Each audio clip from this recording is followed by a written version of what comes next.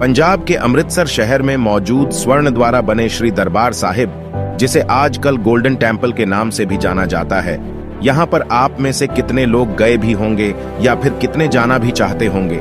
जब यहाँ के शांतिमयी नज़ारे और यहाँ के स्नान के बारे में पता लगता है तो हर इंसान का यहाँ पर आने का जी करता है। लेकिन जब आप हरमंदिर साहिब जाते हो तो आप श्री दरबार साहिब के दर्शन करके आ जाते हो। लेकिन हरमंदिर साहिब में दरबार साहिब के अलावा भी काफी चीजें देखने वाली है, जैसे कि ये बूंगे, पुरातन सुरंग, पुरातन घंटी और पुरातन घड़ी।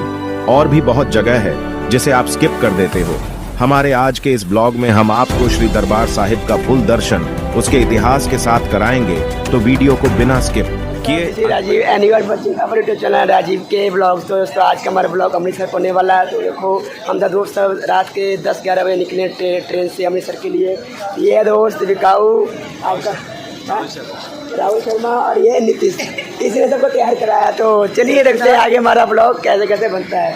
तो हाय करते सब, बाय बाय, बाय नहीं हाय करो, हाय हाय हाय हाय। हाँ तो चलिए देखते हैं कैसा होता है।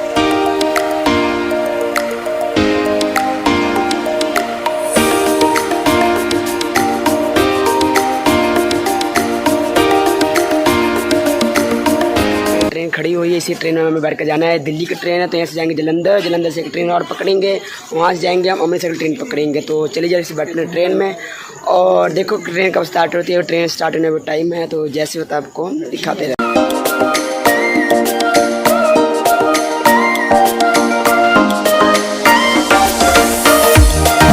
तो दोस्तों देखिए हम फाइनली चढ़ गए ट्रेन में। तो चलिए ट्रेन में दिखाते हैं हमारा ट्रेन कैसा है। देखिए सबने अपनी अपनी सीट छेक ली है। मोबाइल चार्ज मतलब पहला काम यहाँ के, और मेरा भी लगा स्विच ऑफ होने वाला है मेरा फ़ोन। हम अपनी सीट में बैठ चुके हैं। फिलहाल ट्रेन है अभी खाली, दिल्ली की डाल की ट्रेन है तो हम जलंधर इसी ट्रेन से उतर जाएंगे। ज़्यादा लंबा सफ़र हमारा है नहीं।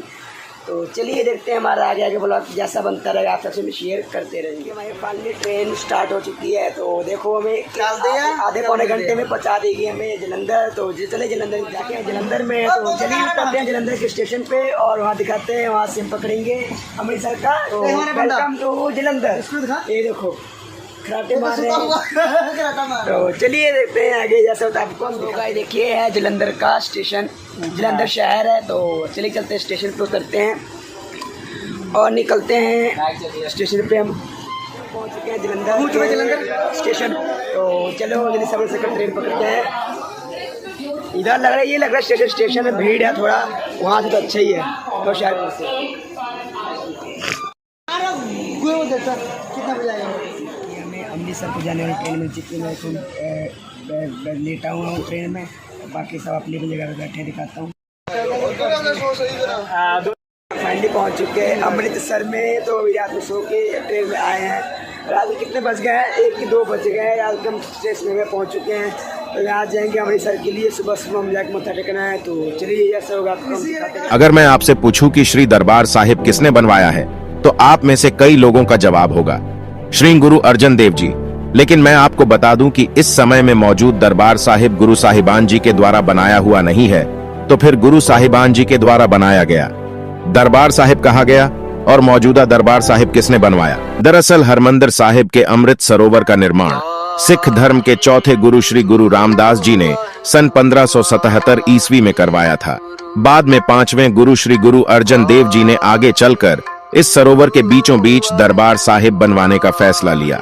बाद में गुरुजी ने एक मुसलमान फकीर साईं मियां मीर के द्वारा सन 1588 ईस्वी में श्री दरबार साहिब की नींव रखाई थी और गुरुजी ने स्पेशल दरबार साहिब के 4 दरवाजे बनाए, जिसका अर्थ था हर धर्म और जाति का दरबार साहिब में स्वागत है। जब दरबार साहिब बन रहा था तब एक सिख ने गुरु साहिब को बताया कुछ मसंद मिलकर श्री दरबार साहिब को जानबूझकर कच्चा तैयार कर रहे हैं, जिससे ये ज्यादा देर तक नहीं टिक पाएगा। तब गुरु साहिब ने कहा था कि इसे बन लेने दो, ये एक बार बनकर टूटेगा, फिर ये इतनी मजबूती से बनेगा कि इसे कोई नहीं तोड़ पाएगा और ये ऐसे ही युगों युगों तक बना रहेगा। श्री दरबार साहिब बनने और श्री गुरु आदि ग्रंथ साहिब के प्रकाश होने के बाद सिखों की शक्ति दिनों दिन मजबूत होती गई। गुरु काल के बाद श्री दरबार साहिब पर कई बार हमले हुए और कई बार इसकी इमारत को नुकसान पहुंचाया गया, लेकिन 3 बार बहुत ही बुरी तरीके से श्री दरबार साहिब की इमारत को तबाह किया गया। पहली बार लखपत राय ने श्री दरबार साहिब की इमारत को तोड़ा दूसरी बार तैमूर खान और जहान खान ने मिलकर श्री दरबार साहिब पर हमला कर इसके पवित्र सरोवर को जानवरों की मांस, हड्डी और गंदगी से भर दिया था। और तीसरी बार अहमद शाह अब्दाली ने श्री दरबार साहिब पर हमला कर तोप और गोलियों से इसे तबाह कर इसकी इमारत को गिरा दिया था। श्री दरबार साहिब की मर्यादा बचाने के लिए कई बार सिखों ने अपनी लहू और जानें भी कुर्बान की थी। श्री दरबार साहिब की इस बेअदबी का बदला महाराज सरदार जस्सा सिंह आहलूवालिया जी ने सरहंद को तबाह कर अब्दाली के द्वारा नियुक्त किए गवर्नर को भगा कर लिया था और श्री दरबार साहिब की परिक्रमा में चादर बिछाकर 7.5 लाख रुपए न्यूछावर कर फिर दोबारा से श्री दरबार साहिब की उसारी करवाई। नानकशाही ईंट लगाई गई जो कि 1 इंच मोटी, 3 इंच चौड़ी और 18 इंच लंबी ईंट थी और फिर से एक बार श्री दरबार साहिब को बहुत ही मजबूती से तैयार करवाया गया।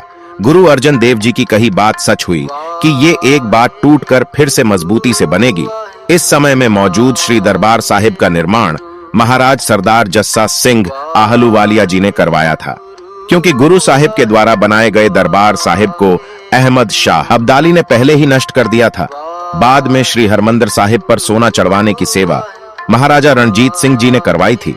उस समय में 750 किलो सोना और 5 लाख रुपए का खर्चा आया था। सोना चढ़वाने के लिए भारत के कोने कोने से बढ़िया मिस्त्री बुलाए गए थे। सोना की नक्काशी का मुख्य काम यार मोहम्मद खान ने की थी। उन्हें महाराजा रणजीत सिंह जी ने स्पेशली कहा था कि इसकी नक्काशी कुछ इस तरीके से हो कि न ही इसमें मुस्लिम और न ही हिंदू मंदिरों की कलाकृति की झलक मिले। आज भी हम जो श्री दरबार साहिब जी की कलाकृति को देखते हैं वो हमें कहीं और देखने को नहीं मिलती है। हम आपको बता दें कि दरबार साहिब को बनाने का काम मिस्त्री देसराज को सौंपा गया था, जिसके पास उस समय में 14 लाख रुपए थे।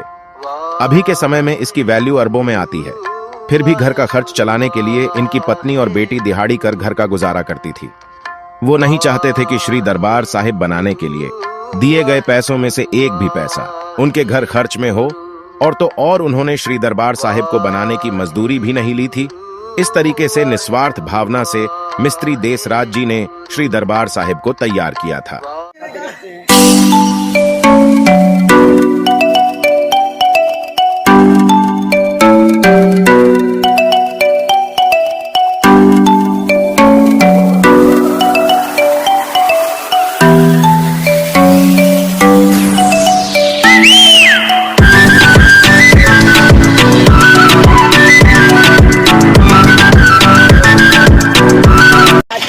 कम से कम 2 बज चुके हैं, तो हम फाइनली पहुंच चुके हैं अमृतसर के बच्चे। आपको अमृतसर है।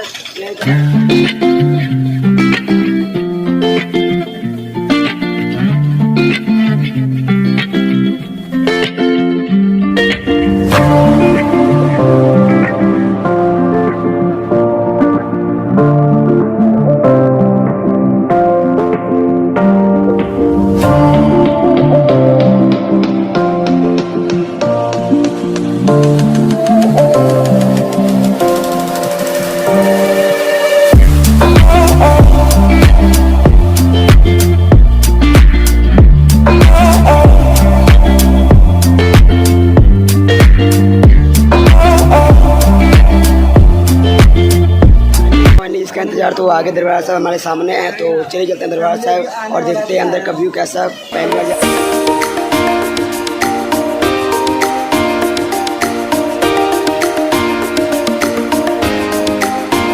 क्या आप जानते हैं कि श्री दरबार साहिब बनने से पहले ही इस स्थान पर गुरु नानक देव जी आ चुके थे?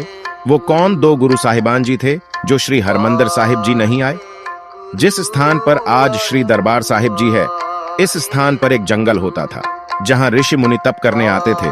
गुरु नानक देव जी अपनी उदासी के दौरान सुल्तानपुर को जाते हुए भाई मर्दाना जी के साथ इस स्थान पर रुके थे। सुल्तानपुर से भाई तारा सिंह जी कड़ा प्रसाद बनाकर गुरु जी के लिए लाए थे। भाई मर्दाना जी ने कड़ा की तारीफ करते हुए कहा कि ये तो अमृत के समान ही स्वादिष्ट है। तब गुरु साहिब जी ने कहा था कि अब यहाँ अमृत ही बरसेगा। भाई लहना जी, जो बाद में दूसरे सिख गुरु अंगद देव जी बने, वो भी गुरु नानक देव जी के साथ इस स्थान पर आते थे। उनके पैरों में हमेशा दर्द रहता था। तब इस स्थान से गुरु नानक देव जी ने एक बूटी तोड़कर उन्हें दिया था। तब उनका पैर भी बिल्कुल ठीक हो गया था। कहा जाता है कि उस बूटी का नाम अमृत बूटी था। तीसरे गुरु श्री गुरु अमरदास जी ने ही इस स्थान पर एक सरोवर बनाने का फैसला किया था। और उन्होंने ही तुंग गांव के लोगों से यहाँ की जमीन खरीदी थी। चौथे गुरु श्री गुरु रामदास जी ने ही यहाँ पर अमृत सरोवर का निर्माण और इस स्थान पर यह नगर बसाया था। पांचवें गुरु श्री गुरु अर्जन देव जी ने ही यहाँ पर श्री दरबार साहिब बनवाया था।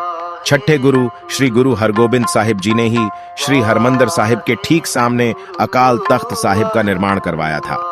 वैसे तो श्री हरमंदिर साहिब में 10 गुरु साहिब जी की जोत समाई हुई है, लेकिन शारीरिक रूप से 2 गुरु साहिब जी श्री गुरु हरकिशन जी और श्री गुरु गोबिंद सिंह जी श्री हरमंदिर साहिब नहीं आए थे।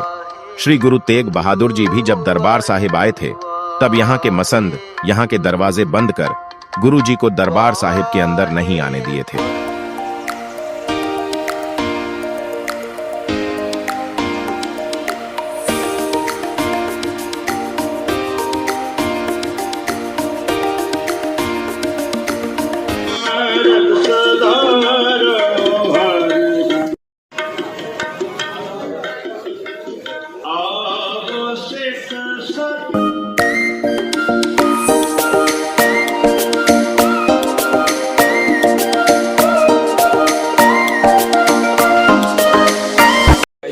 अंदर देखते हैं अंदर गुरुद्वारा साहिब कैसा है। तो तेरी टेक तेरा आधारा हाथ दे तू राखे, हाथ दे तू। जब आप श्री हरमंदिर साहिब में किसी भी गेट से प्रवेश करते हो तो दरबार साहिब में जाने के लिए आपको नीचे की तरफ जाना पड़ता है। गुरु अर्जन देव जी ने स्पेशल श्री दरबार साहिब को नीचे की तरफ बनवाने को कहा था। तब बाबा बुढ़ा जी ने उनसे पूछा भी था कि आप दरबार साहिब को नीचे की तरफ ही क्यों बनवा रहे हो, जबकि बाकी धर्मों के लोग तो अपने धार्मिक स्थान तो ऊंचा बनवाते हैं। तब गुरुजी ने उन्हें बताया कि ईश्वर को ऊंचा या बड़ा बनकर नहीं, बल्कि सरलता, निम्रता और झुकाव से ही उन्हें पाया जा सकता है। श्री हरमंदिर साहिब जी का प्रवेश भी हमें निमाने बनने का संदेश देते हैं।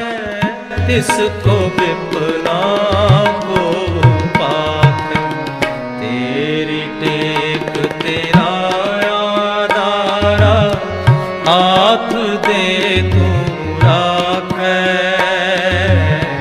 हाथ दे तू राखे। तो दोस्तों रात काफ़ी हो गई थी तो हमने श्री रामदास जी निवास में यहाँ पर रात में आराम किया था। श्री दरबार साहिब में श्री रामदास जी निवास, श्री गुरु हरगोबिंद निवास और माता गंगा निवास के नाम की 3 बड़ी सराहें बनी हुई है। अगर आप यहाँ पर आते हैं तो रात में यहाँ पर रुक भी सकते हो आप। तो चलिए जाते हैं दरबार साहिब में और करते हैं यहाँ के हम परिक्रमा। वाहेगुरु वाहेगुरु वाहेगुरु वाहेगुरु वाहेगुरु वाहेगुरु वाहेगुरु वाहेगुरु। श्री दरबार साहिब जी की परिक्रमा का पहला पड़ाव इस अमृत सरोवर के स्नान से होता है। संगत दूर दूर से स्पेशल यहाँ का स्नान करने आती है। कहा जाता है जब श्री गुरु रामदास जी ने जब अपने 52 व्यापारी के साथ ये नगर बसाया था तब इस नगर में इस शहर को चक्क रामदासपुरा या गुरु का चक्क के नाम से भी जाना जाता था, लेकिन बाद में इस सरोवर के नाम पर ही इस नगर का नाम भी अमृतसर पड़ा।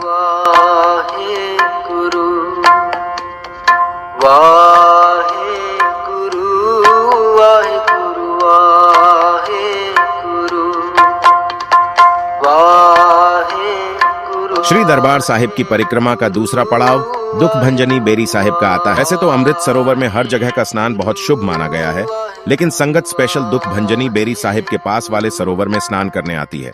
संगत का दूर दूर से यहाँ पर स्नान करने का कारण यहाँ के इतिहास से जुड़ा हुआ है। पिता दूनी चंद द्वारा घमंड में पूछे जाने पर कि तुम किसका दिया खाती हो, उसकी बेटी बीबी रजनी जी जवाब देती है कि मैं उस ईश्वर का ही दिया खाती हूँ।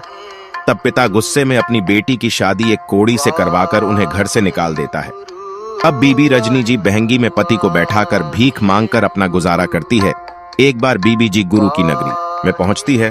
तब लंगर का पता लगने पर बीबी जी अपने पति को एक बेरी के नीचे बैठाकर वो लंगर लेने चली जाती है। यहाँ कोड़ी देखता है कि पास ही में एक सरोवर है जिसमें काले कौवे सरोवर में डुबकी लगाते और सफेद बनकर निकलते थे।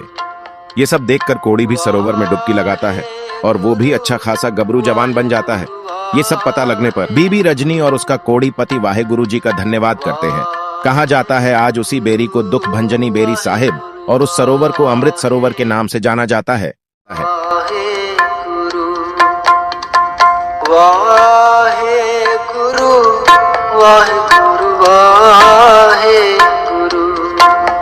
आगे जाने पर हमें ये थड़ा साहिब जी भी मिलता है।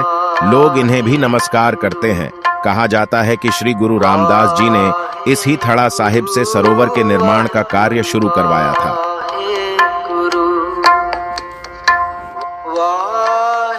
इन सब के दर्शन करने के बाद अब हमारी स्टार्ट होती है परिक्रमा।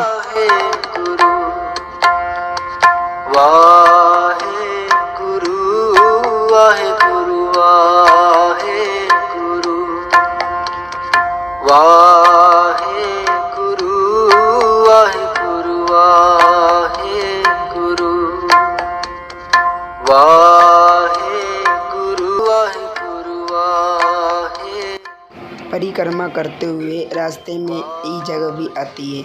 ये जगह तन बाबा दीप सिंह जी को समर्पित है। ये भी एक ऐतिहासिक गुरुद्वारा है। इस गुरुद्वारे का इतिहास उस समय का है जब तैमूर शाह और जहान खान ने सन 1757 ईस्वी में श्री हरमंदिर साहिब के अमृत सरोवर को पशुओं की मांस, हड्डी और मिट्टी से ढक दिया था।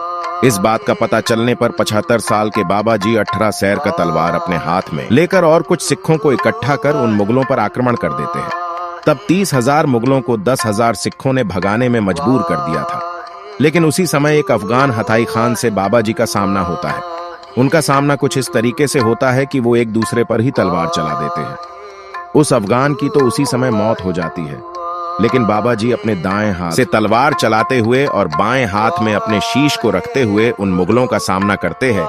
ये सब देखकर मुगल डरकर वहां से भाग जाते हैं और अंत में बाबा जी श्री दरबार साहिब में पहुंचकर अपना शीश अर्पण कर शहीद होते हैं। कहा जाता है कि इसी स्थान पर बाबा जी ने अपना शीश अर्पण किया था, जिस स्थान पर आज इनका ये गुरुद्वारा साहिब बना हुआ है।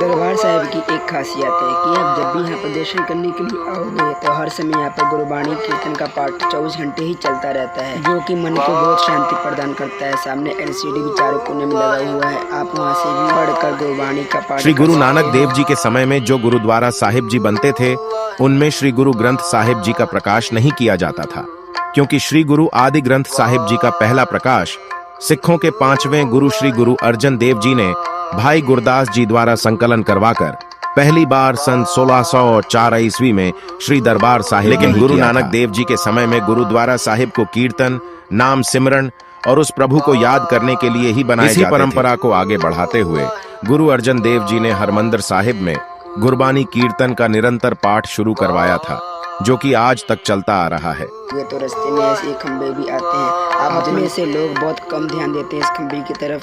जब पहली बार दरबार साहिब में बिजली इलेक्ट्रिसिटी आई थी, तब इसी खंबे के द्वारा ही दरबार साहिब में बिजली पहुंचाई गई। सन 1896 ईस्वी में सुंदर सिंह मजीठिया ने इसी खंबे के द्वारा ही दरबार साहिब में बिजली दी थी। इस बात पर काफ़ी बहस भी हुई थी कि दरबार साहिब में बिजली लगानी चाहिए कि नहीं, क्योंकि कई लोग का कहना था कि गुरु महाराज जी का तो खुद में बहुत ज़्यादा प्रकाश है। इधर है कड़ा प्रसाद की देग, लोग यहाँ से कड़ा प्रसाद खरीदते हैं और दरबार साहिब जी में चढ़ाते हैं।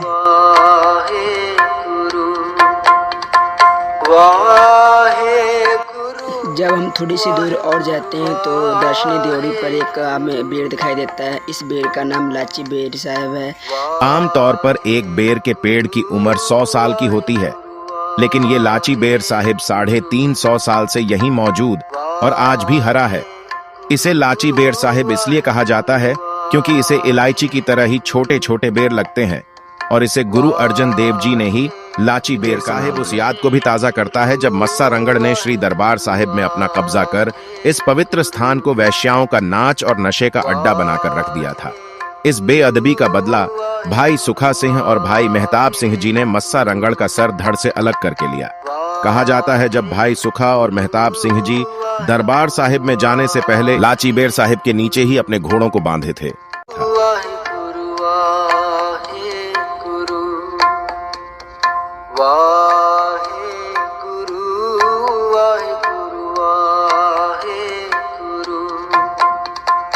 कृपा तेरे गुण गावा, कर कृपा तेरे गुण